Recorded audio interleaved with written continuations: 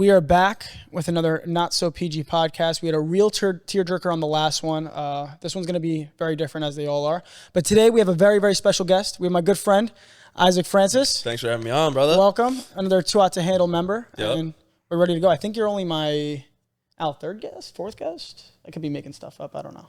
Yeah. I'm probably so off. Probably more. I don't know. 15th. I don't know. We're a lot of episodes in. I think this is like number 29, 28. It doesn't matter. 27. 27, dude. I've been filming these over a year now, but I'm curious, bro. What are you up to in life? I haven't seen you in a bit. Nothing much, man. Honestly, just working, modeling. Definitely getting into like the DJing scene way more, which is awesome. Yeah. Playing around LA now, and yeah, I actually have a show in Canada soon. Really? Too. Yeah. So really bringing that up, and then started producing as well. Really cool. But as far as my day to day, like modeling and like the brand deals, social media content creation, it's really what I love to do, honestly. Just making videos, sort of like evolving my content. What do you see as like your main thing right now? Would you say it's the DJing or the Yeah, I would say that's my main like longevity focus, because obviously, you know, you don't know how long your social media game is, to be honest. And ever since I moved here, I've been playing. Yeah, one thing I'll say about you though is like you were really smart after your season of Too Hot came out, and you were just like, you've been pumping out content nonstop. Yeah, it didn't stop. And it's done really, really well for you. Yeah, appreciate it. Yeah. Appreciate it. Yeah. And yeah, I post like a lot with girls that people say that, but like at the same time, like I've tried to I feel like people get it twisted, because in the last 9-10 months, I've talked to 2 girls, bro. Really? And they're both public. Like they both. Yeah, see, but like, how do you feel about... I'll talk about both of them too, yeah. Yeah, well, how do you feel about like them both being public? Like, is like, for me, coming off a show like Too Hot to Handle and being like in the public eye, especially even like relationship wise, kind of like, it almost put a bad taste in my mouth. And like, obviously, like, yeah, to call a spade, like you've been through like your share of shit online and like stuff with relationships. So like, is that something you'd go into again? Like, would you be cool with that? Or do you think the next step like would be a girl that maybe isn't as public? Great question. I would actually say, well, because I've had 2 girlfriends. I've had one before, you know, all of this that was private, like, well, private as in, you know, I didn't have a platform to show people what it was. And then my next one was completely public. I would say it can hinder it, but it could also help it too. But at the same time, there's certain things I would do maybe differently, or like learn it in a certain way, because there's definitely a way to go about it. That was my first like public relationship. Yeah. And it's fun. Yeah, like it's fun. It's fun, definitely, like showing like the good moments. But it's like it's social media in general. It's like they don't see the bad moments ever. You're not gonna post the bad moments ever. Exactly. And which is why I just feel everyone feels so blindsided when they're like, there's like a breakup video. You get people are talking shit about each other. It's like, what? They were just kissing a week ago. Like, what is this? Yeah. So I mean, it's just like, yeah, they don't see the bad side. So it's like, yeah, it's such a surprise, and then obviously it could be poorly received as well. So like, people comment on it, like you said, and they're just like, oh, you know, what is this? You guys were happy 2 days ago, and then something bad happened. You know, that's the issue I feel like with like the public relationships, is like people will have, I don't know, their own 2 cents about something that they only see 2% of,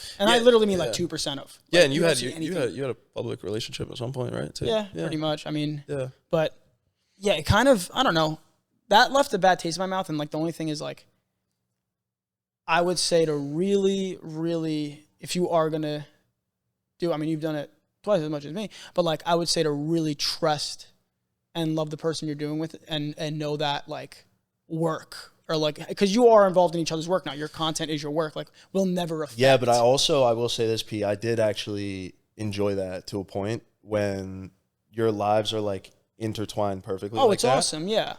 To the point where we would be making money and going on the same trips, like the same like brand trips and stuff. And you know, promoting the brand and having these like sick, amazing trips that we wouldn't be able to do if maybe, you know, one of us was working like a different job or something like that.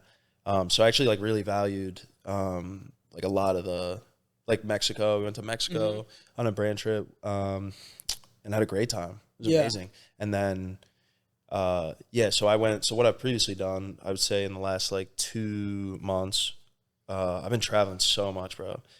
In Mexico, what we did, and then right after that, I was on a Canada tour. I wasn't DJing; that was just like a club appearance. So 3 weekends in a row, I was in Canada. So it was Mexico, Canada, Canada, Canada, and then I went to go see my family in England too, and saw an agency out there.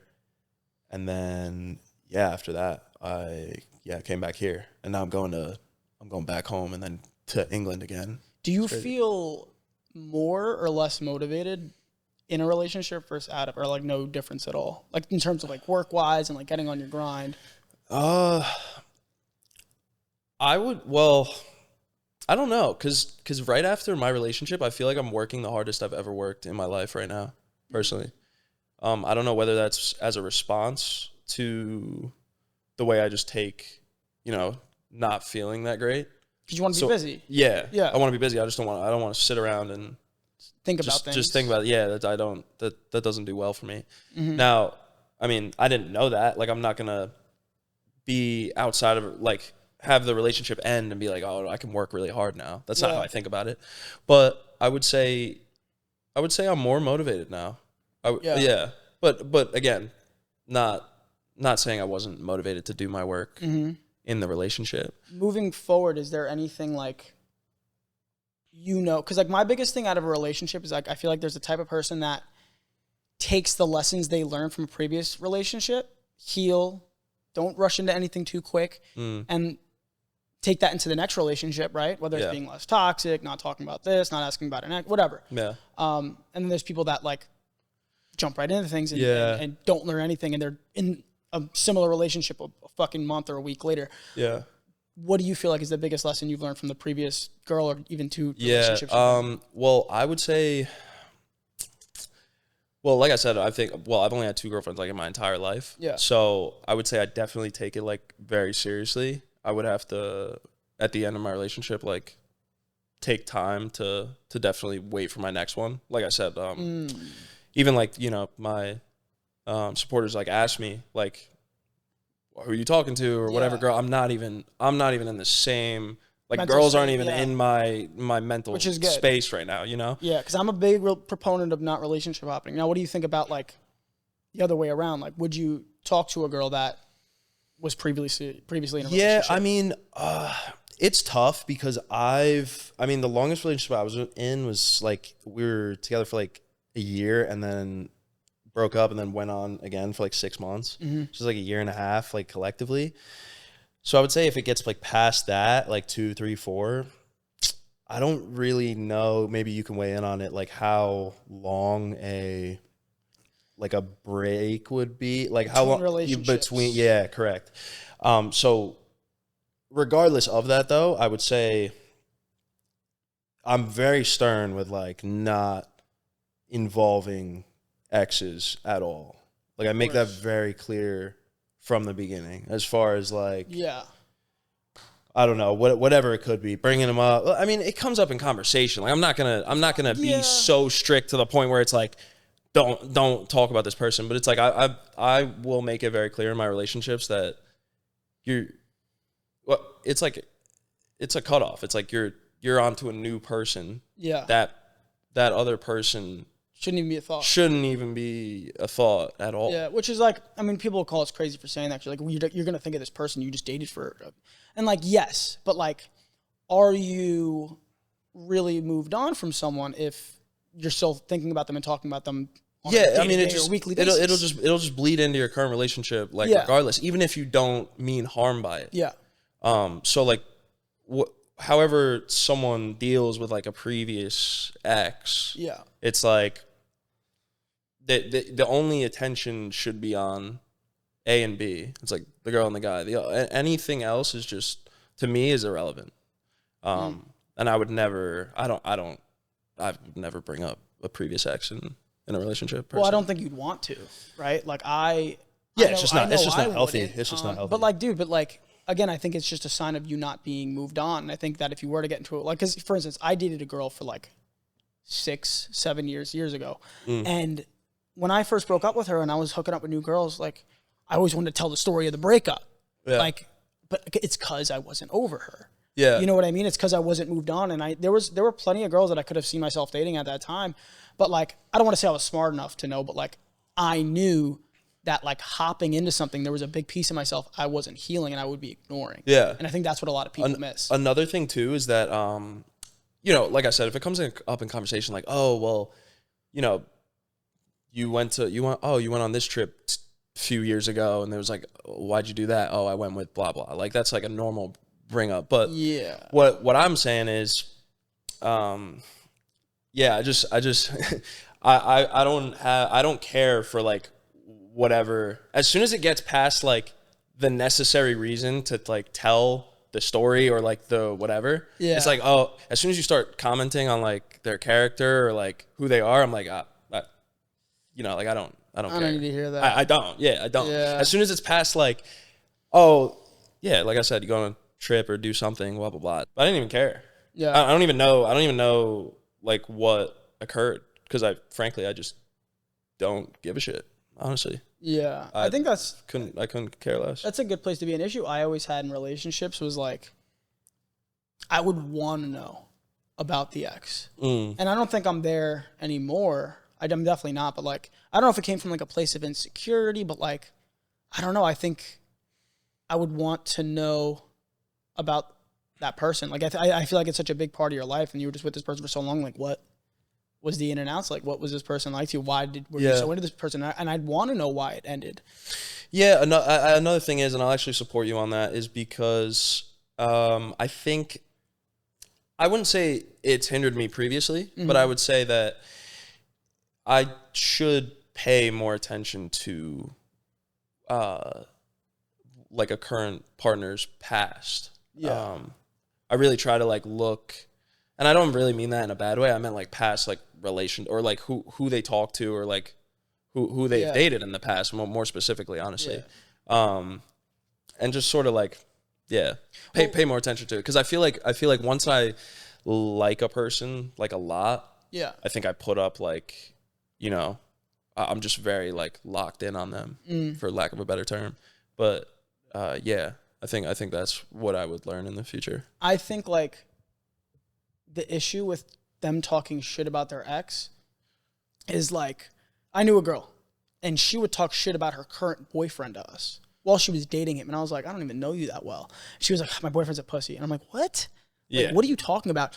And then one of my buddies ended up dating this girl. And I was like, dude, if she was talking about her last boyfriend like that, what do you think she says about you behind your back? Because like my biggest thing is like, very good point. How they treat their ex isn't because of who the ex is, it's because of who they are and how they view relationships. I actually think that caters into friends as well. Because I saw I saw something recently where it said like if they talk shit about everyone to like around you, they feel it, they'll be doing the same thing once you're not in the room. Exactly. And I actually, the reason I'm so alien to that is because I can't imagine talking shit about my friends.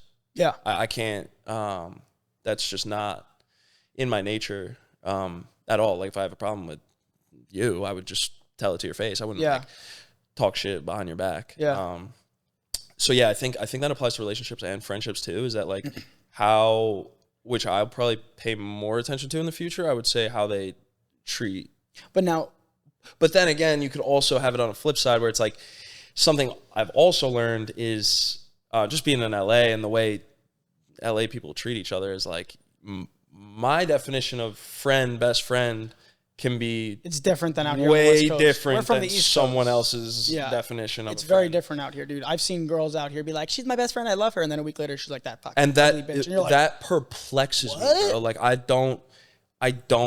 still like, I don't know if it's because I've been friends with the friends I'm with in my hometown for 15, 20 years, and I just don't compute, but like there's no way I could call someone like a best friend and then just like, well, bro, so I had to drop a lot of people moving out here.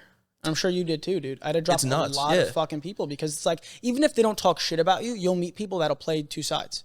Yeah. They'll be like, best friends with the person that's talking shit, and then they'll also be best friends with you. And like, if you're my friend, I would expect you to tell me what someone said about me or something. And like, I also can't chill people that just play both sides. Yeah, involuntarily too. Like sometimes I'll have like people drop off as friends that I didn't want to drop off as friends. It's just the way they've acted is just like not within my realms of like what a friend should be. So it's just like I have no other choice but to like not talk to this person anymore. It's funny, and like a lot of people wouldn't understand this, I guess, just listening, but like we come from a world that's very, very superficial, and like you never know who's cool, who's not. And like even when I first met you, your show just came out, you're popping, like everyone wants to be around Isaac because fucking there's gonna be views around it and this and that.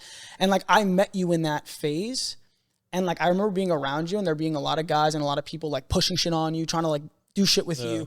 And I remember like I was like, I gotta get close to Isaac like when this shit dies down, because I can't just like be in this loop with him, and he's gotta figure it out and see. I remember you even came to me, you were like, yeah, like I noticed like months later, like you were just like chilling and everyone else was fucking being a little crazy. Yeah. You know, well, eventually, so that's another thing. It's like once the craziness happens when a show comes out or something like that, it's like you hello? Put him on speaker. Throw them on the pod. You will not believe what this is. That was an alarm for me to set an appointment at the DMV, because every appointment in the DMV in New Jersey is closed unless you go on at midnight, at 12. Really? And it's 9. What do you need to go to the DMV for? On the East Coast, it's 12. Renew my license. Yeah, I need a passport. But I need to do all that shit too, bro. I'm like, sorry about that, brother. No, you're good. It was on silent too. That's crazy. But yeah, what were we? What were we talking about?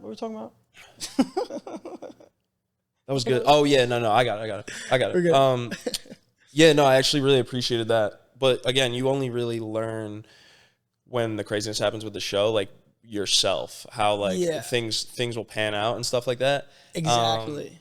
But I think a reason we really like connected, well, one, East Coast. I've actually noticed that like separately, like it's so much easier to connect with the East Coast people than West Coast people. I don't know why. But even when my show came out and I was at like your family's house and like just the way you like talked about how things should go, it made a lot of sense. But at the same time, there's people who are wrong that also make sense. Yeah. So it's like, and you haven't been in this world before. Yeah, exactly. Yeah. So again, you learn for yourself, and it's the same thing for many things. Yeah. But yeah, I think overall, I think I'm. And I've had buddies where like I've tried to steer them in the right direction, but then I'm like, I do that thing where I take a step back and I'm like, they got to figure out. And they're like, dude, if you're my boy, why didn't you tell me? And I'm like, dude, if I tried telling you, I would just look like the other side of the coin, pushing you to do something, and you would never know what's right and what's wrong. Yeah, you can only show them to the door, take them to the water. They got to, dip their feet in there. The door, Yeah, exactly.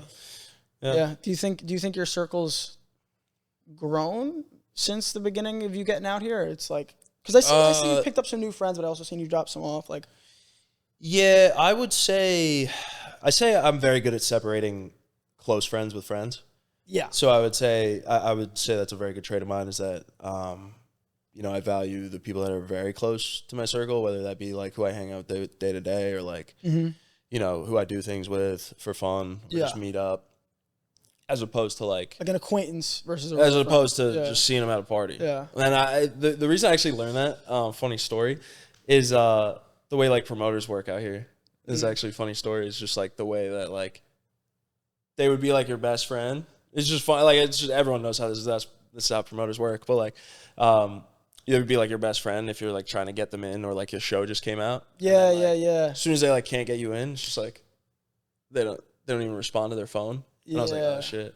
That's how shit is, bro. And that's happened with other people too. It's like I learned very quickly moving here that you'll connect with someone, have like a really good conversation, and then if you're not getting in, if you're like trying to go into a club and they're not going in at the same time or something, they might not even act like they know who you are. And that was very, very alien to me. Dude, whereas like I've seen that a lot out here. Where you have like a good conversation with someone, and then like 2 days later they're like, who are you? Bro, I've had people, especially, and this was like when I was really popping and my show first came out, be like, oh my God, like, come do my podcast, come do this. And like big creator, like big person. I'm like, fuck yeah, I'll do your podcast. And I'm from New York, where like if someone says they're going to do something with you, like you do it. Yeah. And then like I reach out to this person, I'm like, hey, like, let me know the dates, I'm ready.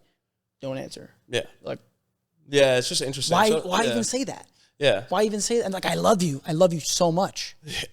Yeah, it's a flip side too. Where Okay. some people see each other. That's the whole thing where it ties back in, where it's like oh my god, I'm such best friends with this person, and then it just but like, I crumbles. can't be around that shit, dude. Like it's like a big piece of why I had to drop everyone out here, dude. I have such a quiet life when I'm in LA now, dude. Yeah, It's yeah, on and purpose. I would think a good way to combat that is like boundaries. So like you have to be very stern on your boundaries, where it's like if someone crosses a line, you say that it's not okay, and then they keep doing it. It's like you should be cooked. Well, that's a lesson I had to learn. I thought a big mistake I made in previous relationships was someone would hurt me or like fuck me over in some way.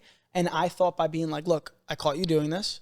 Like, it sucks, but like, I'm going to forgive you. And I would always think that by forgiving them, they would be like, damn, this guy really forgave me. He's not like, because in my head, I'm like, this comes from a place of trauma. If you're fucking me over and you're trying to push me away, it's because people have pushed you away your whole life. People have like pushed you away and now you're pushing them away before you can get close. Yeah. So like, I've been that guy that's like, listen, I know people have pushed you away their whole lives. I'm going to be the one that doesn't. Like, look, you just screwed me. I'm still here. I'm never going to wrong you. And I thought if I did that enough times, what I realized was happening was like, I'm enabling them. And it only got worse and worse and worse until it was like, I can no longer forgive you because this is fucked what you just did to me. Yeah, it's like it's giving them the benefit of the doubt, right? So it's just like you want to create or curate a story into which like they're not the bad guy, even though they clearly are. Yeah. Where it's just like Just finding the good in people, but like.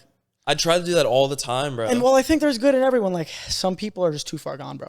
You can't save them. You're telling me, bro. You can't save them. Don't sucks. save her. She don't want to be saved, bro. Bro, straight up, J. dude. Cole. Straight up, bro. Like, dude, I've had conversations with people where I'm like, listen, we're going to do this thing. Like, say it's like a job or whatever.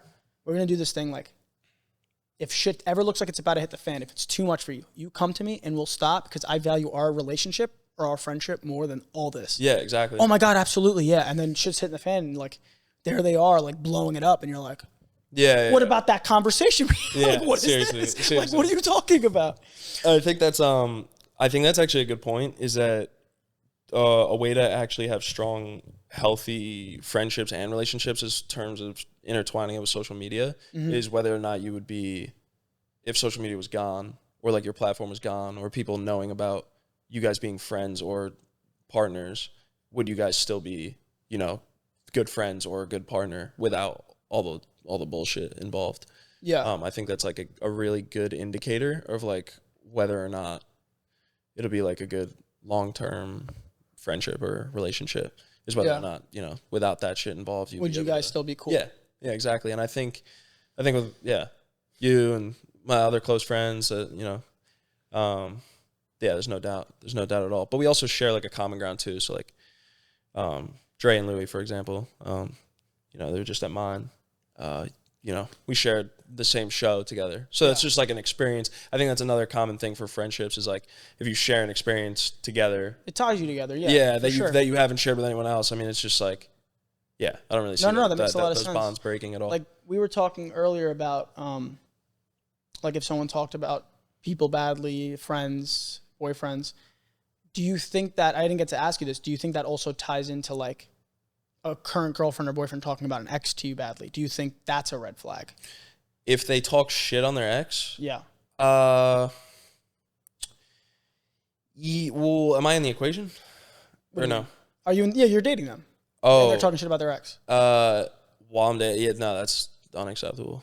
I don't, because I honestly think I might even go a step further, brother, and I would say that like even after the fact, it's like I'm at the point where it's like if you've dated someone and like you're dating someone new, like that is a complete cliff drop off to me. Like I'm not like I don't know how, it's like date, move on, date someone new, go back.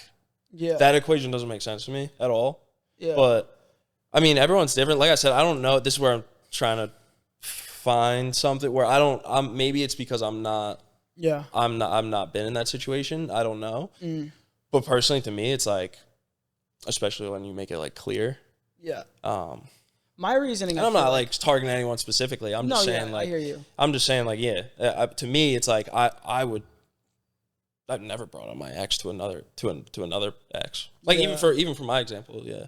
Yeah. But I feel like my reason for like not liking that would be different than most people's, because like yours is like, I don't want to hear about your ex. Like, why are we even thinking about him? Why would him come up? For me, it's more like you liked this person enough to date them for, I mean, however long you dated them, a year, 2 years, 3 years.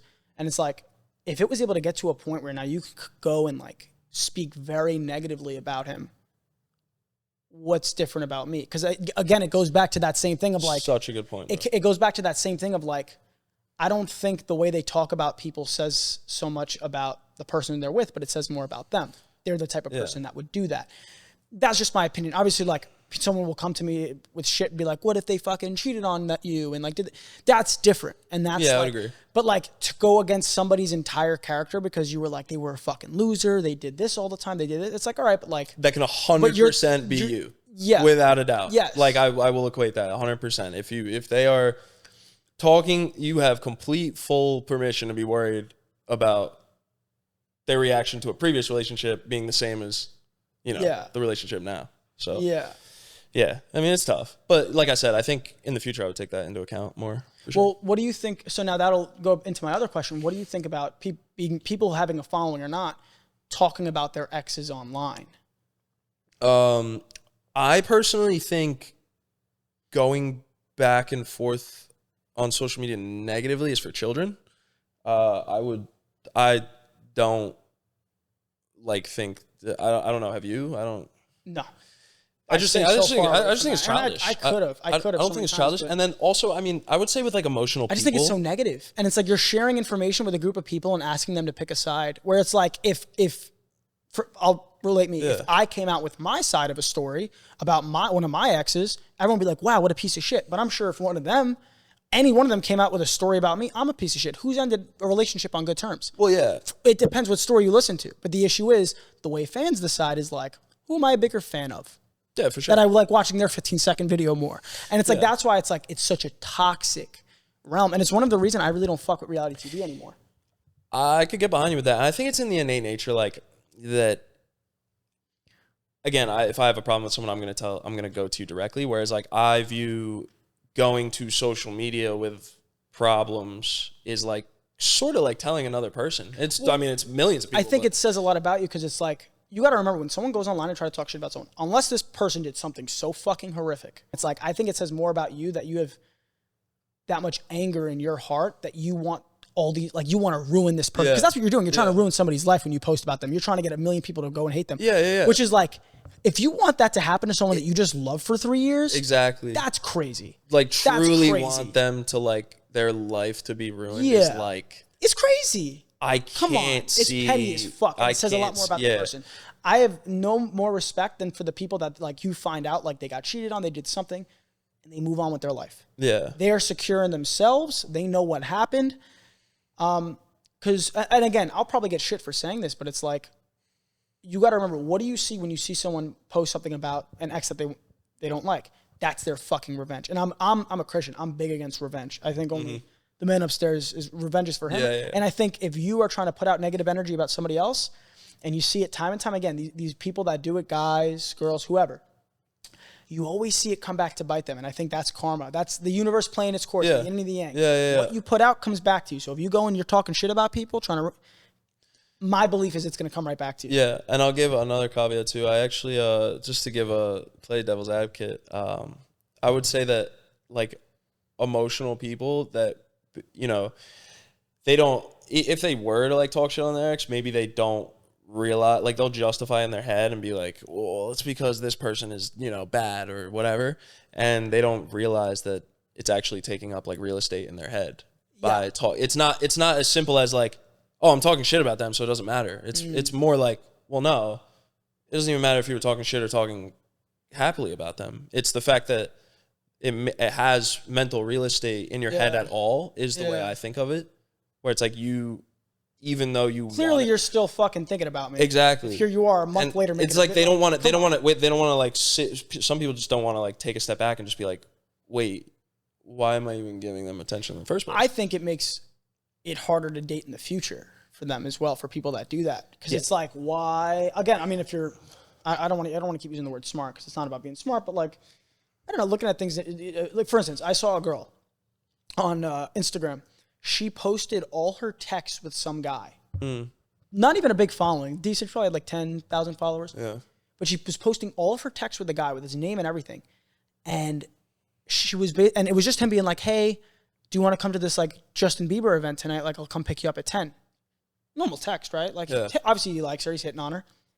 She goes, obviously you're not fucking connected to Justin Bieber, and like, I'm not some fucking groupie you're going to come pick up. She's like, you're a fucking weirdo. Like, going back and forth with him. And like, she's getting mad slat ups, reposting them, girls being like, yeah, queen, go off. And I'm like, what did he say wrong? I'm like, if that's all it takes to make this girl upset and get blasted online, and then you have a follower group that loves you so much that they fucking will just agree with you. It's like, geez, I'll never hit you up. Oh my dear God, what if I say the wrong thing to you? What the fuck? Yeah, like, I mean, that's why I also think it's skewed too, is because once you bring it online, it's like it's not really 50-50 anymore. Yeah. It's like you said, it's like who likes the person better, and it's like maybe sometimes it's not a popularity contest, but in many cases it is, and it's just like the fact that like you can't have social media. There's got to be a wall. There's got to be like a wall, outside world, you and me. That's how a relationship like should be in my eyes. Yeah, and I have a beef with the fans, like people online. Like they want to be involved so bad, and like again. And also, you got to recognize inherently, like they're always going to side with like the girl. Yeah, most of the time. I'll disagree with you on that because I've seen it. I think it depends. Really, for the most part, yes, because they have the larger following. They have the more hardcore fan base of people that like them. Okay, let me edit that. Especially in the reality TV world. I would say in our space, yes. Let's do that. Not all the time, but in our space, absolutely. Well, because for example, in like the streamer space, like that's like all like young men. And I'm seeing when those guys get exposed, the fans are like, we don't care. Yeah, we don't, but it's because they're following. Yeah, exactly. Where it's like reality TV, it's like, it's fun. It's like the girl. I ran into Louis and what's the guy from Love Island? Miguel. I ran into Louis Miguel at Zoo, and I was telling him, and we were talking about this actually, and I was like, you know what I found? I was like, I get so much more like I'm pretty good at responding to like hate comments and whatnot, but it hurts so much more when it's girls saying it about you than it's guys. Is what I found. Do you agree with that? Say it again. Like if girls are talking shit about you, I feel like that hurts more than if like men are talking shit about you. Oh yeah, I couldn't give two fucks about what a guy talking says. Shit about me. Yeah. Well, yeah. Anyone that's talked shit about me online, like I'm not like a tough guy, but like. Just like, bro. Yeah. Like, just say it to my face. Yeah, I don't know why that is, though. Why is it that it hurts more when women say it? Like, but again, like, I don't care. I don't give a shit. Dude, the whole world of men could hate me, dude. Yeah, okay. Yeah. But, like, if women hate me, I'm like, nah, not the ladies, No, bro. I would agree with you. That I would agree with you. That hits hard. But you know how I found that out? I didn't know if it was just hate in general, but, like, because, like, listen, we're all in the reality TV space, me and you at least. Like, we've gotten our share of hate. Everyone has. And like I've gotten hate from women, but I've also gotten hate from men. And I got into like a beef with this comedian because like I used one of his joke in the podcast. Yeah. And in the clip itself, I didn't mention his name. On the long form, I did. Yeah. But in the clip, I didn't. So he thought I just stole it out of context. I mean, it was out of context in the clip. So he like starts calling me a loser and shit in my comments.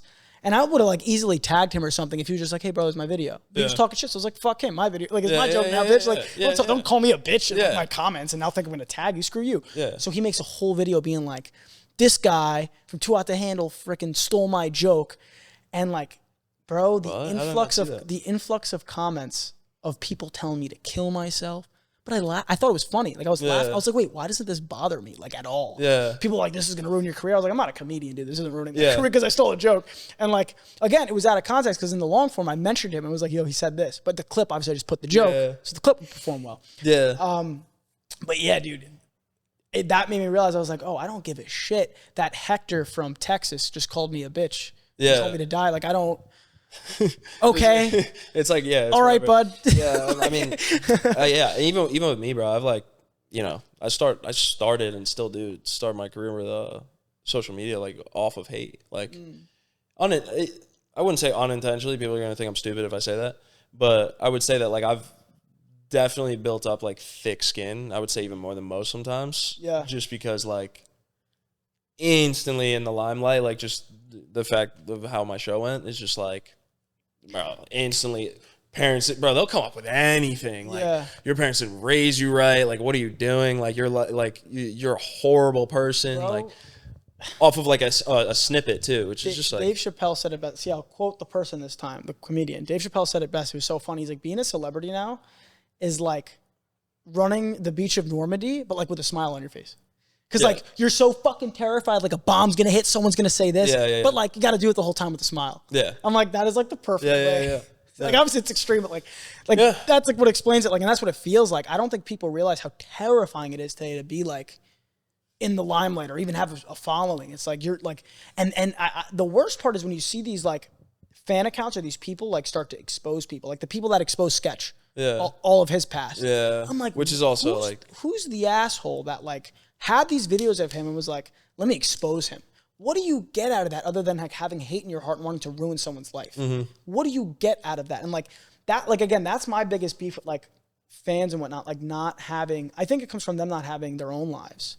And they want to feel like they just affected something. I agree. So they never, and they also never know what's going on with someone's life. Yeah. Not to like bring the podcast to like a bad vibe, but when me and Kayla made that breakup video, I was moving in between apartments too. So I was in for like a few days, or right when we were like having a tough time. Mm-hmm. It was like a shitty Airbnb. So I was living in like some shitty spot, and then I live in a great spot now, but anyway. And then so then we posted that video as well, but also at the same time like my uncle was diagnosed with cancer, and then my grandpa also died.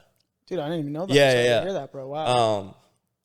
So it's like when that happens, it's kind of tough, especially when like the internet just like and shits on you. Like that's my biggest message to people is like, you don't know what's going on in someone's life. And like I want you to imagine if like you read one bad comment about you, how it makes you feel. Now imagine you have like all this shit going on in your life and you're going through a bunch of shit and people just want to fucking say things. It's like, why do you want to affect someone negatively like that? Yeah, no, yeah. So it's and just leave like, it on a comment thread. Like, how does that help you? How does that affect your life positively? Yeah, so like I said, Save your breath. Again, I've started my social media career off hate, and I Christian as well. So how God works, and you take it in stride, and it builds you up through like it's built me up to withstand what something like this happening. So in your mental state right now, like it's like, see, like I think we're both guys that have kind of worked past like worrying about what people say online, etc. But like, what's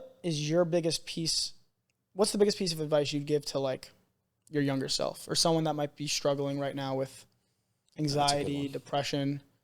Something that helped you, like a big mindset change. Well, something that helped me a lot is I would say it's tough because I don't want to say don't listen to anyone, but I would say always take other people's opinions with a grain of salt, even, and I had to learn this the hard way, even if it's like your very close friend. Not in a negative way, like they like flipped on me or anything, but it's just like you only know you. No one knows you as much as you know you. Yeah. So I would say if I had to give advice to my younger self, it'd be like follow your instinct, like your intuition. Your intuition. That's another thing I've been learning to do more lately, which is like flow freely, basically. Intuition's a real thing, if you want to call it being. Some people are psychic, whatever. Like your intuition is 9 times out of 10 always right.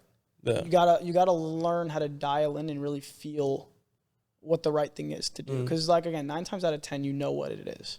Yeah. It might be hard to execute on it, but yeah, even with like self-development, I've been huge on since the end of my relationship. Like it's a lot of intuition and being fearless in like what you think is the best course of action, like moving forward. And just not being afraid of, not being afraid of like the consequences, like doing what you think is best in the time and not worrying about, all the externalities. It's like you make a decision, and I'm more on like speed and like, okay, all right, well, this is happening, so I'm going to do this. And then as it goes on, there's obstacles that will happen as well. Yeah. And you just deal with it and you use your intuition, bro. I'm a very big, like growing up, I was always like the kid taking the test, like the handing in the test last, being like the perfectionist, like even with content too, like just taking, taking the perfect take, and sometimes it's just like you just gotta trust yourself, basically. So I would say, to reel it back, I would probably just say like, trust yourself in your intuition. No, that's a good point. That's something I was in a deep state of meditation last night, as I was telling you when you walked in.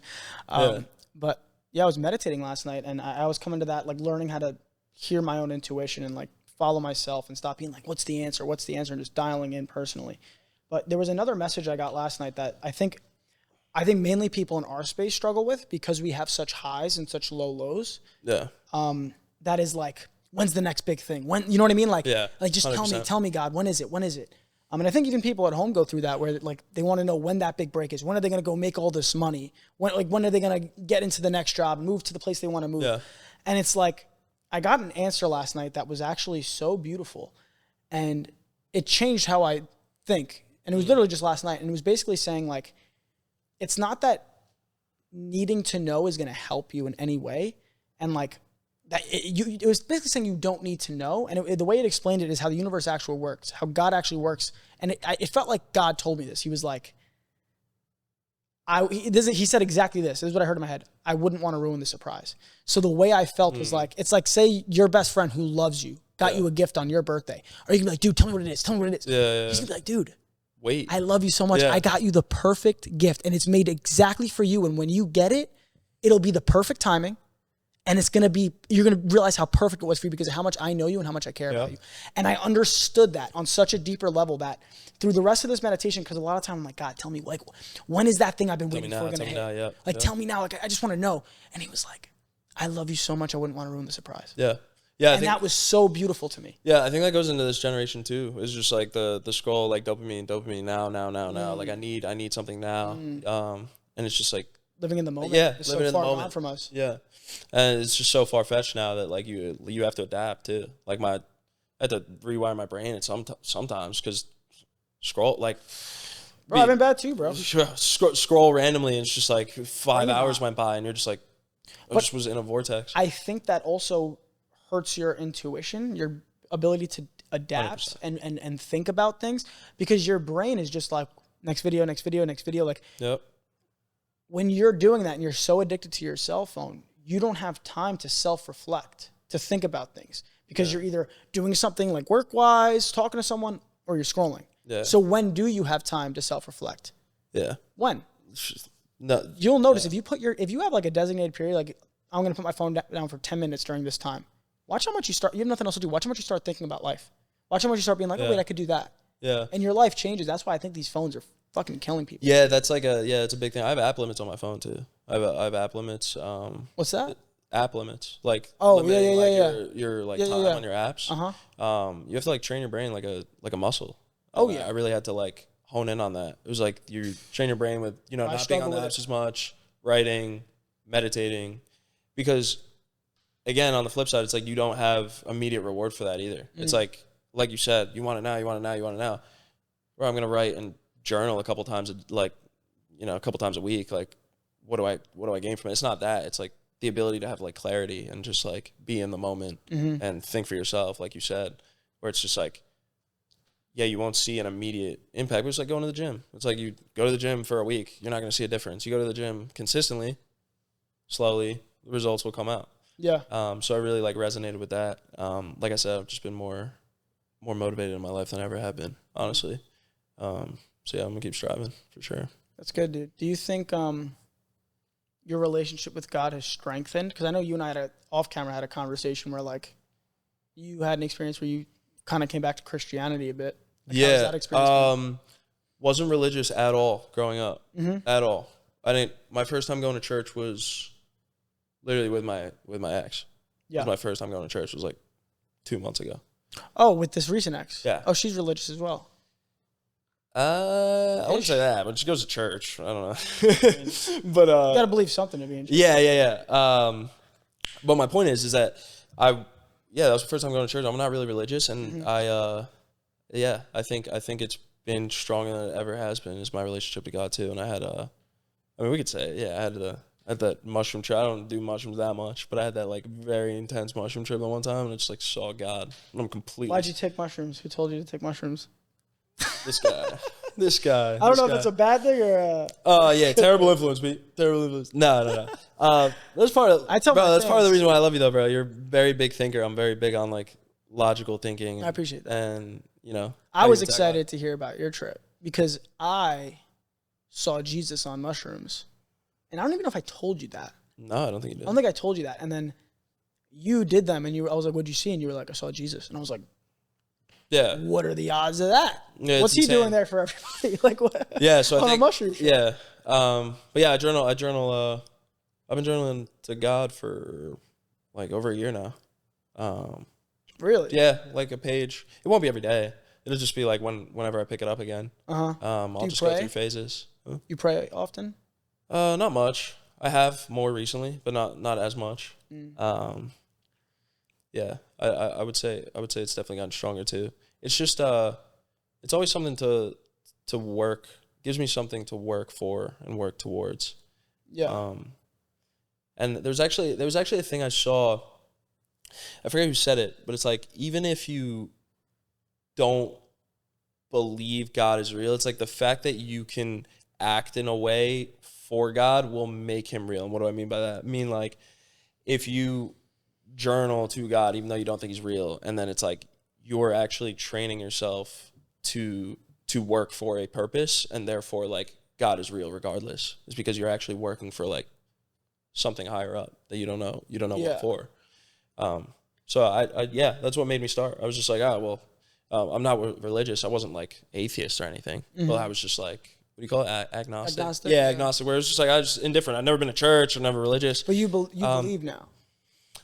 Yeah, it's not. Yeah, and that's the thing. It's not like I never believed. It's just I would say, yeah. But I would say I definitely believe in God. I didn't believe.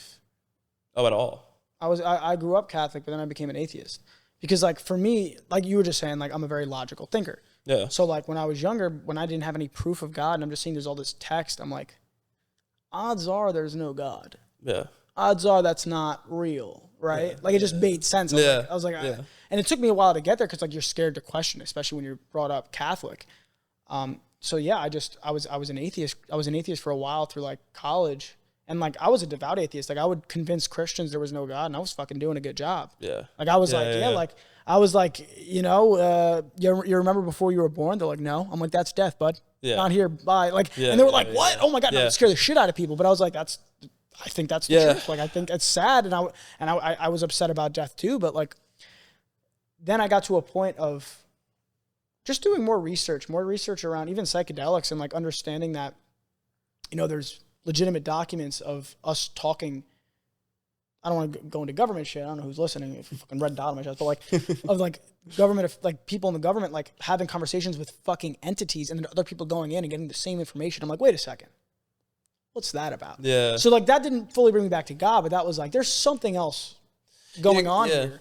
And then that led to me just being more open minded, and like you said, if you act as if there's a God, like it'll make God real. Yeah. And I think that goes into manifestation of like the reason atheists stay atheists, because whatever you believe is what becomes your reality. Mm-hmm. So if you don't believe there's a God, you're not going to see God. Yeah. Whereas you don't believe him.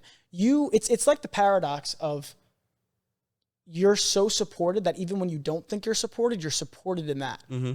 If that makes, I know it's a bit of a tongue twister, but like you're even supported in the idea that you're not supported. That's how much God loves and supports you. But that's why the moment you believe in him, it's like, oh, here I am. And that's why believers believe. It can spook a lot of people too. Like even just thinking, like talking about free thinking. And like, it comes off very strong too. Yeah. Because it's like even when I first met you, and you're just very open with like I don't know if you remember, was when you were like journaling in your journal. I've never seen anyone like journal to God before. But like that actually honestly kind of inspired me a little bit. But it's like it can come off strong to people where it's like, bro, where it's alien to them and they're just kind of like, what is that guy doing, Yeah. But I always think you can, regardless of who someone is, you can learn from them. Mm-hmm. I've always like thought that. Whereas like if you meet someone, like even if they're like a terrible person, it's like you can have a lesson in like their way of thinking. Yeah. Even if it's a way not to act. You get what I'm saying? Absolutely. So yeah, I would say like free thinking is insanely good. Have you ever had I'm starting to ask more people this question because I'm curious. I've had my own bit of like supernatural experiences, and like in the beginning of those supernatural experiences, I was like, there's no way this is only happening to me. Where are all the stories? Like where's other people's stories about God? Doing some digging, I found a lot of people that have had them, and I'm like, wow. But I'm curious, have you ever had something supernatural that's just been unexplainable? Not really, bro. No, not really. Really? I think that's even cooler though, that you believe in God, because like for me, a big piece of coming to God was having these experiences where I'm like, well, there's a God for sure, because what was that? Yeah. But I think it's even better like that you could literally just have faith in something without seeing. I think I've it makes had your faith like even stronger. I've had like visions of God. Like Well, that's pretty supernatural. yeah, Talk about that. Yeah, I mean, I would say like I've had like visions where I'm like really deep in thought, and I'll like my mind. It would usually when it's like dark, because then it's like your eyes like don't have light, and it could just like literally like hallucinate almost. Yeah. Yeah, I've had that before, and where I'm like going to bed or something, and like You'll see something. I'm just like my mind is like so immersed in its own thought that it's like I'm like seeing like a whole different thing. Yeah, that's happened quite a few times. Actually. That's pretty supernatural. Yeah. I mean, like, how do you explain that? Like, some people will say you're about to go to bed, your brain's releasing more DMT, so you see something. Yeah. But like, I was telling a story on the last podcast where like you'll have visions come true, and you're like, all right, explain that one. You know what I mean? Like, explain how that happens. And it's also okay if like you can't explain it. It's I don't just, think like, you're meant to. This is what I found out. Yeah. And I'll tell you why.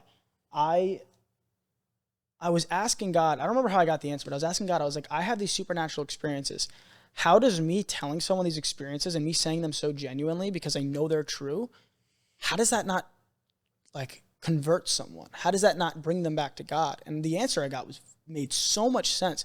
And it was basically like Jesus telling me, like, you can't bring someone to me by shock value. That's not how you become a Christian. It's not by like, look, this chair's floating. Oh my God, Jesus must be real. Like, he's like, you can't bring them there by shock value. The only way to bring somebody to God is through them understanding the values, and then not only understanding them, but wanting to put those values into their own lives. 100%. Like when you hear truthfully about forgiveness, love, not wanting to get back on any of your enemies, leaving that up to the universe. Like once you understand that message and you actually want that in your own life, I think that's when it comes to you. I think that's how you're meant to convert and become a Christian or a godly person.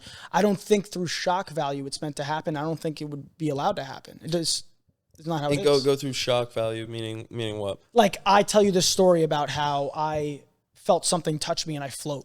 Oh, and like you being like, oh my God, well I'm a Christian, then I must be a Christian too, because how did that happen? That would never happen to me. But it would never happen. Yeah, no.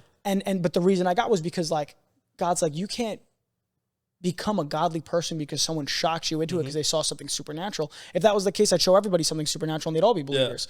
But it's like you need to it's about being a good person. It's about understanding that those values are what will make the world a better place, and it's the truth. Yeah, and I think it actually like the reason I love talking about God like this too is like it bleeds into sort of like other, like you can't help someone who doesn't want to be helped, so you can bleed it into like other life values or lessons that can help you yourself, where it's like I've actually had to learn that the hard way too, where it's like, you know, you could show people as much, you could literally show people a process of how to, I don't know, whatever it is, get rich, get more friends, get jacked, whatever.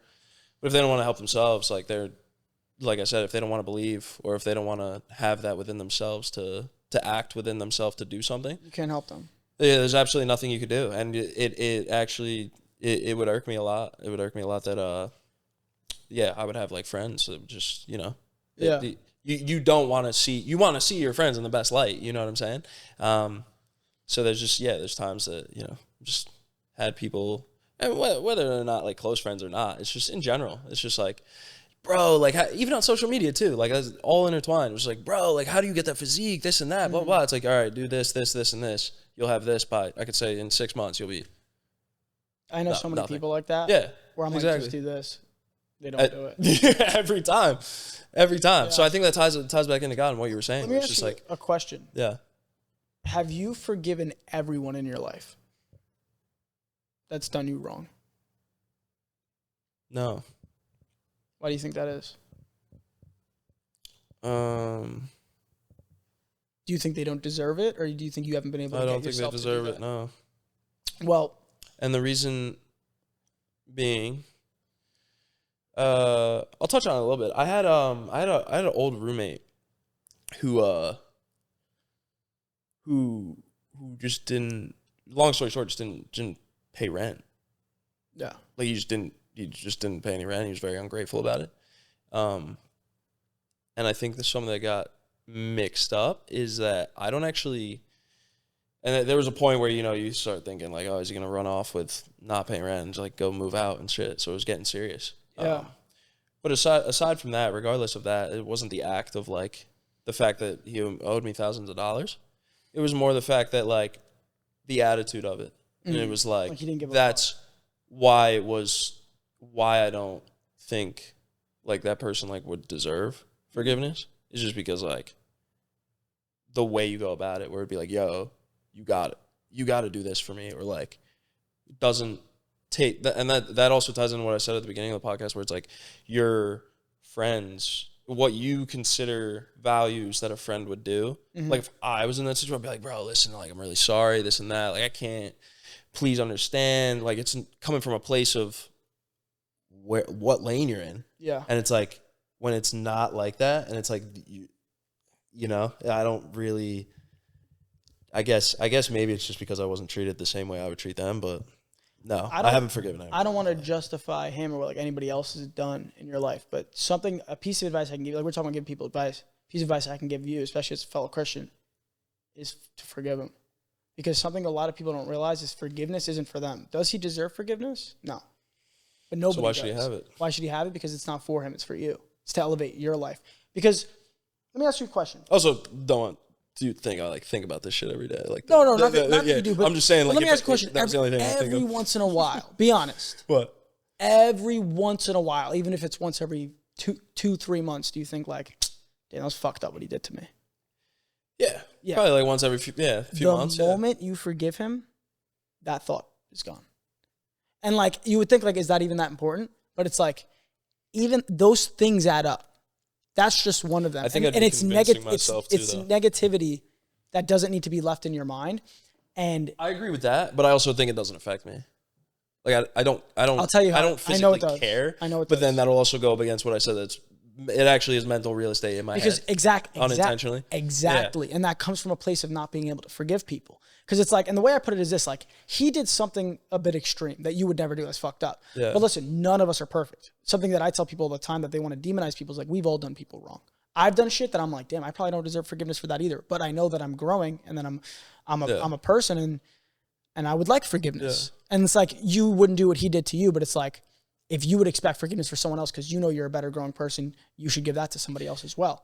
But it ties back into Christianity. Yeah. And the thing is this, I know this sounds a little crazy and not to go all Jesus on everybody, but like, think about this. Jesus, the way I look at Jesus is like, he was supposed to be whether you believe he was God or not, he was supposed to be the perfect example. So like, this is months later and you still haven't forgiven him, correct? Yeah, it was like over a year ago. Over a year ago and you still haven't forgiven him. So imagine in the perfect example of a man being, to elevate you the most, is Jesus, who not after it happened, not after he was crucified, did he forgive these people. As he's being crucified, as the act is being done to him. So imagine, as he's telling you he's not paying rent, you're like, I forgive you. Imagine how beautiful and insane that is. As they're in the act of doing it to you, Jesus was literally like, forgive them. They know not what they do. And I think that's like the message you have to understand. Like, if he knew how bad it was for his soul to fuck somebody over, and that we are these spiritual beings, that like we're all just on this earth and like we're supposed to learn how to be good, like he wouldn't do. And I think that's what it means by they know not what they do. Yeah. They have no idea what this is all about. Yeah. And like by you being in a bigger place of being like, wow, you're so low that you did that, I feel bad for you. Yeah.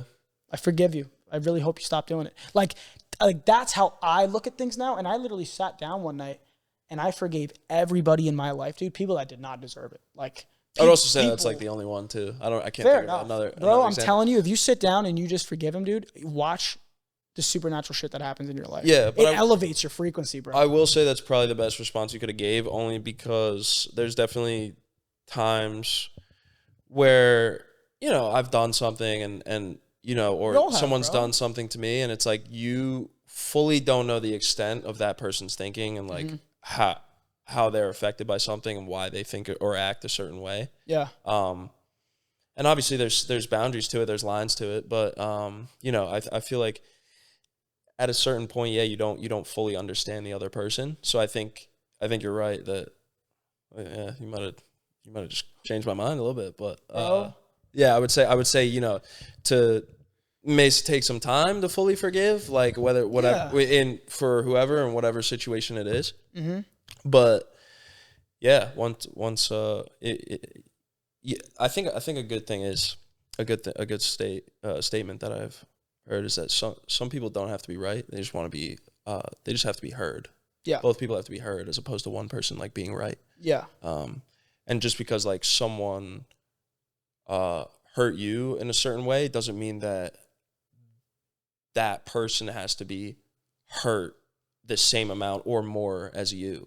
And I think that's where I struggle with forgiveness a little bit, where it's because you want to see that what was done to you happen to them. Why do they get to go? Why is it that this person has done this? I struggled with it too. Yeah, and then they get to just roam and just do whatever. Dude, I had that exact issue, dude. And it, as a creator, it affected me online, where someone did me very, very dirty, and I was struggling not to respond, really badly. And like that's what you ask, like, have I gone in on the internet beef and like, bro, like I didn't want to, bro. I didn't want to entertain it. I didn't feel like being a part of a fight. And then this was another supernatural experience I had, where I'm laying in bed and I'm like looking on ChatGPT. I'm like, what's a Bible verse that like is for this situation? What do I do? Do I respond? Do I not? Like, what do I do, bro? Like, there's shit being said about me that's actually not fucking true. Like, how do I defend myself? Bro, I close my lights. I'm about to go to sleep. And my Bible starts flipping pages. My Bible starts literally flipping pages. And I'm OCD. I close my Bible. I close all my books. Like, I'm very like clean. Never leave my Bible open. For whatever reason tonight I did. Bible starts flipping pages. Turn the light on, it stops. I'm like, whatever's on that page is what's for me. And you would expect to go see a verse, something. Yeah. Bro, 3 pages of exactly what I was going through. And the main piece of advice it gave me was this. It said, do not deal in the ways of wicked men. So if you were to go attack them back, that's dealing in the ways that you're a wicked man now. They pulled that out of you. They're lowering your frequency. You can't let that happen. For me, everything's frequency, raising it or lowering. So for you to go attack them the way they did, you're lowering yourself. You're making your life worse. So it said, do not deal in the ways of wicked men. Ignore them, and you will pass by unscathed, and they will fall into their own trap. And once I read that, I got so much peace because it's exactly what I was going through. I was like, what are the odds that's what's in on this page? Yeah. And bro, it's exactly what happened. Yeah, I can give you a harsher version too. Is like a reasoning to sort of step away from it and not feed into it. Is that don't fight. I'm gonna butcher it, but don't fight with a fool because their stupidity, like they'll bring you down to their level and they'll beat you with experience. Yeah. Whereas as opposed to just that's actually kind of fun. Yeah. So as opposed to just staying off of it, you know, if you feed into whatever, you know, bullshit they're saying, you'll stoop down to their level and then you're already in their game. Yeah. They're already in their trap. So it's just like, I think don't do it at all. I think don't fight on the internet. It all comes back, and not that this is what it's all about. It's all about being a good person, right? But like, I think it all comes back to like manifesting your dream life, manifesting the life that you see fit for yourself. And I think that when you put negativity in your life, you're mean to other people, you bring other people down. Like, I think it's harder for you to create the dreams you actually want in your life. Yeah. And that's why I think some people are fucking soul suckers. And that's why when someone tries to attack you, someone gives you the middle finger on the road, you have 2 options. You give them the finger back, lowering your frequency, making you a more negative person, or you go, it's okay. Yeah. It's not that big a deal. We're all just trying to get to where we're going. And you could give them the option to raise their frequency, doubling your frequency even more, because now you're helping bring someone else up with you. And 100%. I think that goes to everything in life. Yeah. I think by living your life that way, I think it helps elevate yourself. It helps elevate other people. And I think that's the exact adoption. Because that's why everyone asks, like, why are you a Christian? And it's like, dude, it works. It's like, this is how you're supposed to live. Mm-hmm. Forgive everybody. Treat everyone how you'd want to be treated. And like, that's it. Yeah, it's not even just the fact of like whether you believe in it or not. It's like, it's the process of being immersed in it and you're learning yourself. I've learned so much about myself, bro. It's just like being in that development process of just learning how your brain works and like how you react to things and processing emotions as well is a very big thing. Well, did you hear about this? The highest IQ individual in the world believes that Jesus is God. I did see that. How are you going to debate with that guy? Smartest person in the world believes Jesus is God. No, it's seriously, great. It's great. It's great. Now, so there are some like conspiracy people that are like, well, he's gonna say that as like everyone's gonna see it, so he's doing it on but like purpose. if that's the case, then he could have said anything. And Yeah, gotten views exactly. for it. Like, you know what I mean? But no, that's a very good point. I did see that, and he was, that was cool. Believes he's the way, the truth, and life, cool. Bro. I mean, it feels like we're in a time where everyone's turning back to God. I see so many people really like transitioning, dude. I mean, it took me 26 years, but it took me a while too, bro. I'm still working on it, and like sometimes you feel like a fraud because you'll do things that are ungodlike, unchristian-like, and like I don't know. And it especially as an online person. If you're an open Christian and you do things that aren't super Christian, like you'll get hate for it. And it's like, you got to kind of find peace in being like, yeah, being Christian doesn't mean that you're perfect. It means you're trying to be. You're working on it. Yeah. Well, none of us are. The whole point is that none of us are perfect. There was only ever one perfect man. Yeah. There's another one too. Is like, who am I to judge someone else when I'm a man who walks with imperfections? I think that was one of them. Yeah. And that was the biggest thing too, that like I've really tried to work on is like, really, and like, listen, you'd be lying if you said otherwise. Like, everyone's a bit judgmental. Yeah. And even me, as open-minded as I am, I catch myself sometimes being a little bit judgmental. But like, you got to be honest with yourself and say that to yourself. Like, it's like, that was another thing I got out of my meditation last night. Was like, I was like, dude, I'm not judging anyone, including the homeless guy I see eating out of his sock on the street. Like, because like, guess what? If I was born in his shoes and had his upbringing, I'd probably be exactly where he is. Yeah. Yeah. You know, you just never know. And that's how you got to think about. That's where forgiveness comes in. We're like, if I was born in this guy's brain and I was brought up by his family and did this, this, and this, I probably would have done the same thing to myself. Yeah, his life was converged in a certain way that has allowed... He became that. Yes. To be that way. Now, whether, that makes it okay or not. Yeah, it's a different story, but it's like the fact of, recognizing that in itself, once you reach that baseline of thinking, I think then you can go on and talk about, how they can aid themselves. But, yeah, I think that's great. Do you entertain the idea that we're all the same person living in separate lives? Like we're all just God experiencing the universe through separate like scopes of reality? That's a big one. I haven't thought of that. Yeah. That's a big one. I've been dabbling in a bigger one though. I've been dabbling in the thought of time doesn't exist. It's sort of like we're all just like time does not exist. One consciousness in the world where it's like your timeline just like changes. Yeah. And I've been thinking about like how it's all just energy. It's not like you have to. We think in terms of like a construct of time where it's like you have to do this by a certain time or do this by a certain time. Where it's like actually you having the energy and the thought process of like just being again present moment. Yeah. I've actually been doing that a lot. Being more okay with where you're at, because I think I've really struggled with like, it's not. Dude, I need to do this by this time, or I need to like get to this level, and it's like, I'm not saying be lazy, but I'm saying recognize that, like I said, just like the homeless guy, they're at where they're at because of the way it's worked. But I think that ties into the other thing I learned last night, where it's like you have a divine plan for your life, and it was like God telling me like, I don't want to ruin the surprise, man. Mm-hmm. Like, you'll get this present when it's meant for you. And like, it's so true. Cause if I could give my younger self advice, dude, that's a good one. I'll use it. I've been an anxious person my entire life, bro. Major anxiety problems. And I remember like after I got off Too Hot to Handle, cause that was like my first big break, right? It was like my advice to my past self would be like, dude, it comes, stop stressing. And I was explaining this to my buddy the other day, and I was like, with that being said, what is your future self telling you, anxious you right now? You're going to get that big gig. You're there, right? That comes in your life. So what's future you going to tell you? Mm-hmm. Stop stressing, bro. You get it.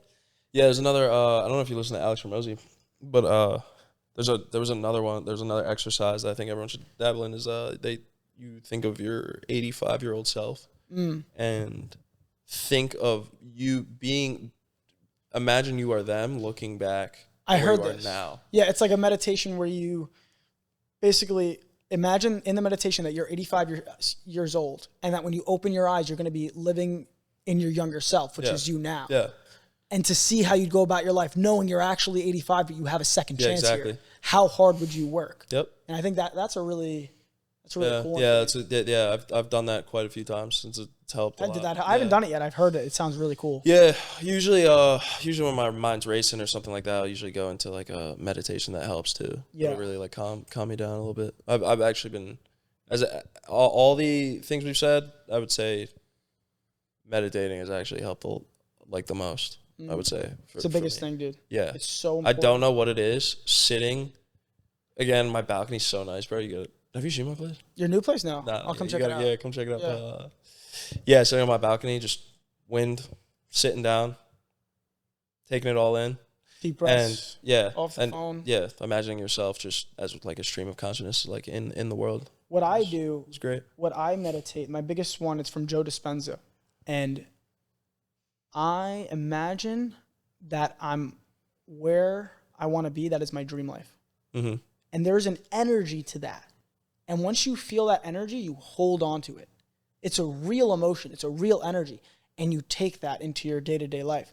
You remember that feeling like, wait, I have it. Oh, I'm How that do you person. recommend, or how do you... I'll send you the meditation. It's really, really cool. I need that. But like, you got to remember, like, I was even explaining it to a buddy, and he's like, dude, I got to get there. I got to get it. Not a buddy anymore, but when he was like, I got to get there. And I couldn't be fucking around him because like every day was like, dude, we got to make it out here. And I was like, bro, that's not how I live. I was like, I made it, bud. Yeah. I was like, I made it. I'm not trying to make it, because if you try to make it, you're always going to be in a state of trying to make it. You're always going to be trying to make it. I was like, look, I go, imagine that role you just auditioned for. You got it. He starts smiling. I go, hold that. And he's like, oh. I was like, now how do you live with that energy? He's like, I'm fucking excited. Yeah. I'm like, that's how you need to be every day. Yeah. Be so excited that something big is going to happen for you. Something big. So every day, wake up, be like, something exciting is going to happen today. And just wait for it. Because like, you see angel numbers. You ever see like angel numbers? A lot of people do. Yeah, my ex sends me angel numbers all the time. Yeah. So the reason you see them now, right, is because you're manifesting them. You're expecting them. Like, for instance, I see mirrored numbers. So like, I'll see 2 5s right there. I expected it. It's there. Boom, 955. You expect it, so it's there. You're manifesting that into reality. And for me, that's God's way of being like, look, you did that, now do it in the physical. Yeah. You're already doing it in the physical and small here. Go manifest something big now. What do you go expect? Like it's that energy of expect that something good's going to happen for you. Yeah. Guess what? If you're anxious, you expect something bad to happen. Yeah, bad things will happen. Mm-hmm. But if you expect good will happen. Yeah. It's about rewiring your brain, bro. It's so huge. It's a big thing. It's a big thing. Fucking huge. Like big on the rewiring. Some people are so negative, dude. Yeah. So negative. But I think that's why it's also important who you surround yourself with. Because if you're around negative people, bro, you'll start to be negative. Yeah, put a rotten tomato next to a ripe one. The ripe one will start to turn rotten. Yeah, I'm also appreciative of my exposure as what's possible as well, is because I actually think that the fact that we're exposed. I was actually thinking about this like 2 days ago. The fact that we're exposed to like so many things that are possible by being like, in terms of our career, is like, to someone who's just, you know, in a random state, or like working, you know, their job, and then they just go and just come back and go and come back and go and come back. They don't even think of like a possibility of doing something else. Yeah. As opposed to, you know, us, like we can do all these different things that are possible in our mind to reach that state where you're like even thankful, you know. No one, like I said, I don't know, in Montana working a job, no hate to them or something like that, but they're not going to reach, I don't think they would reach that level of consciousness and be able to be like, you know, this is my dream life. And I'll give you another example. It's the idea that anything's possible. And I'll give you another example, is that there was a story of mice. There was a mouse that was dropped into water, and they died or drowned within minutes. And then another mouse got dropped in the water and then picked up, like saved, and then they dropped them in again. And the second mouse stayed in the water for, I want to say 100x the amount of time. Wow. Because he knew there was a level of survival. Another example. He expected to live. Another example. I think so that someone can look this up. I think I don't know if it was the 400 meter or maybe it might have been just a mile. No, I think it was just a mile. Whoever broke the record for the mile was like, was it 5? I think it was like 4 minutes. Yeah, I think once they broke the record, I think like a whole bunch of other people broke it immediately as well. Like within, you know, like so no one broke it for a long time. Yeah, because you know it's possible. So that's what I was trying to, you know, bring back to this. Is like that's why I'm also so grateful for where we're at right now. Is because, you know, not many. At the same time, you want to, you know, encourage people like viewers back home that there's like a lot of possibilities for them. Mm-hmm. But again, they have to find that out for themselves. You can't, like the shock therapy of us showing all these like grand extravagant things to them on social media can only go so far, where it's like the people at home have to really, you know, develop themselves and rewire their brain to reach that level of consciousness where you're like, this is possible. Yeah. So I think that's what separates people is like the people that know that they can do anything, and the people that are like, I'm limited to this. Yeah. And I think why set limitations? Why not be delusional? Like, bro, I was saying that I was rich before I was rich, before I made any type of money. Mm-hmm. You might call me a dick. Like if I was like, when I was like broke and I was saying I was rich, you might be like, you fucking idiot. But guess what? If we don't believe there's such thing as time, I wasn't lying. Yeah. And it worked. So it's like, I'm not going to stop doing that. Yeah. Because you're only delusional until it works. Exactly. So I'll keep telling you I'm the president of the United States until I am. You know what I mean? Like seriously, bro. Like, and then even if you die, you die thinking you were the president of the United States. Fuck it, dude. It doesn't matter. Fuck it, dude. Seriously. I saw a homeless guy talking to a bush the other day. I was like, for all I know, that he's talking to that bush, and yeah. I'm the asshole that can't talk to the bush. It's true. That goes back into the color theme. No, seriously. I'm serious. I did that. The I was color, like, you ever heard of talking that? to this bush. You ever heard of that? What? Where you think of colors. So like what my red could be like your blue. Oh yeah. I thought of that, dude. I thought of that my whole life, and then when I saw someone explain it, I'm like, I thought this was a thought only in my head. Yeah. That like the way I see colors, someone else could see them in completely different shades, and we would never know. We would I don't believe it, but never know. But it's possible because there's other animals that see things in different colorways, and like if they could talk like humans, you would. I guess you wouldn't really be able to figure it out. Yeah, true. All right, bro. I want to ask you something completely unrelated. All right. Go ahead, I'm all ears. Just because it's fucking book popping right now.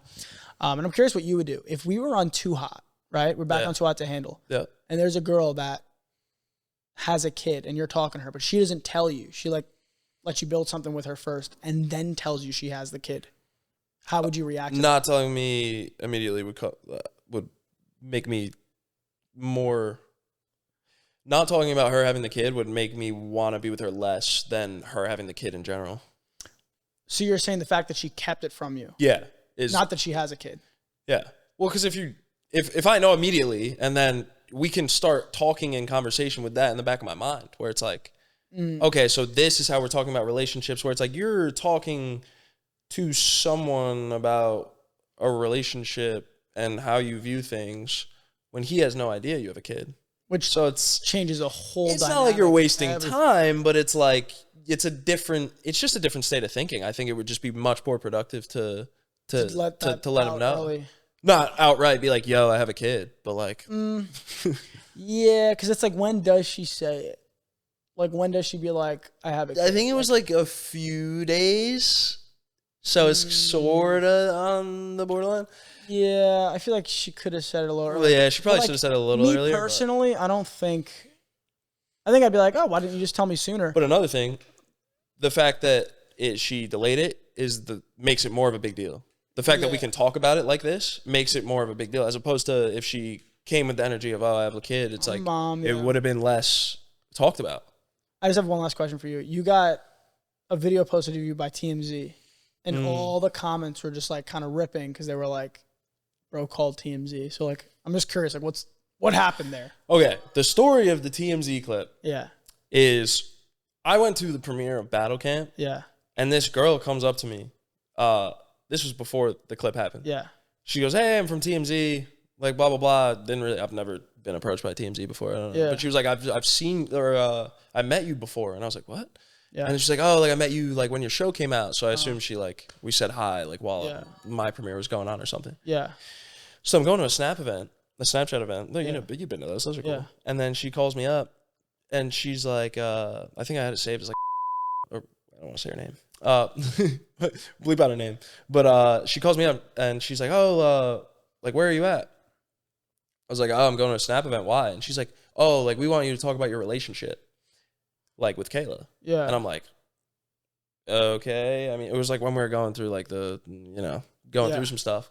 And she's like, yeah, so I'm like, I'm not, immediately I was like, I'm not going into any detail of my relationship. Yeah. At all. And so then they sent them. And no, wait, it's not over yet. So then the TMZ, this is the first time I've been like TMZ'd. And I'll show you what I mean by that. Is like how it's like sort of took advantage of me. The guy we go to the Snap event. I'm with like 3 of my friends, and like there's just a guy there just like recording. And then he was like, he asked about my relationship. I was like, oh yeah. I said, bro, I was amazing. I was like, oh, we love and care for each other. Like, she's a great girl, blah, blah, blah. And then she also said on the phone, I forgot to say that she was going to talk about like my goals. And I was like, all right, yeah. I mean, I'll talk about my goals, whatever. Doesn't ask that. Instantly talks about the last girl I was with. Didn't tell me they were going to say that. So it was a genuine reaction. Yeah. And I was like, bro, like what? I was like, bro, what are you doing? And they didn't put in the clip of the other stuff of like, oh, it's a great girl, whatever. So like, yeah, they did call me. I was like, I mean, I can't stop you from coming to the Snap event. Okay. But like, yeah. All right. So it was a genuine. That makes sense. It was crazy. Okay. That makes a lot of sense. We'll close out on that. Yeah. It got TMZ'd hard. We went a lot longer than I thought we were gonna.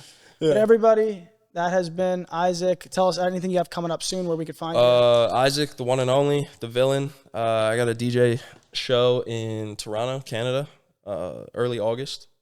Be there. Oh yeah, Isaac Francis on all platforms. Yeah. Isaac Francis with 2 S's on Instagram and Isaac_Francis on TikTok. Isaac Francis on YouTube. Oh yeah, that has been a Not So PG podcast. Thank you all for joining. We'll see you on the next one. Peace.